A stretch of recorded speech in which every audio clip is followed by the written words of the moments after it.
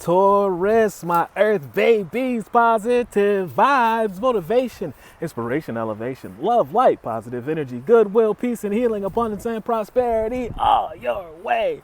Please like, share, comment, and subscribe if this page been a blessing to you. Check out my LinkTree. Link is in the bio. I do have some special treats there for you.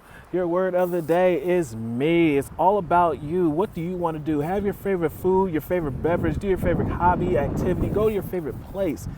Don't worry about fitting into the world, because you were born not to fit in, but to stick out and be original.